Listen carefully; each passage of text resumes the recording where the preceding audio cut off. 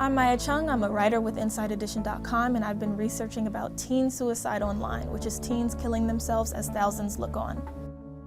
Suicide is the third leading cause of death for people ages 15 to 24, but suicide online is somewhat of a new phenomenon. One of the very first cases we saw of suicide online was of 19-year-old Abraham Biggs, who committed suicide by taking a cocktail of drugs while streaming on Justin.tv, which has since been taken offline. It wasn't until someone from another country called police hours into the live stream that he was found by authorities, but it was too late. Recently, we've been seeing similar cases. A 12-year-old named Caitlin Davis, who hung herself from a tree in her Florida yard while streaming on a site called Live.me in December 2016. The 42-minute video was later screenshotted and shared on several other social media networks. Less than a month later, after Caitlin Davis, 14-year-old Nikia Vinant also hung herself in the bathroom of her foster family's home while streaming live on Facebook in a 2-hour video that people were commenting on, and eventually one of her friends, I believe it was, called police. By the time they arrived, she had also already died. Neither girls received help in time. I spoke to Dr. Sally Nazari, who is a psychologist, and she told me about some of the warning signs and behaviors that you can look out for teens who might be suicidal.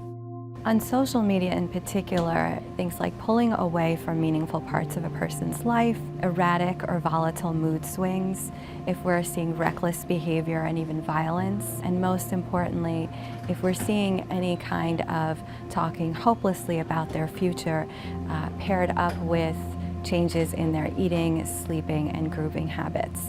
Dr. Nazari also offered some suggestions on what you can do if you see the signs of depression or suicidal thinking in a loved one. It's really important for parents and loved ones to get their teen linked up with a mental health professional. In the meantime, setting up your teen with pro-social groups in the community, like a youth group or some kind of volunteer organization, or something contributing to animals, for example, would be helpful.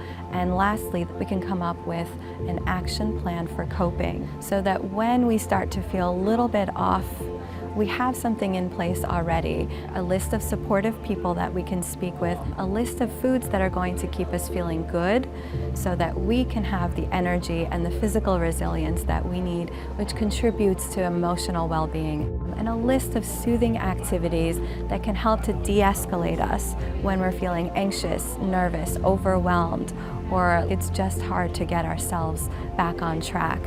I really hope that this story spreads awareness to parents, to teens who might be feeling depressed or suicidal, and to parents who might see changes in the behavior of their children. This would be a tool that they can use to notice these signs and take action.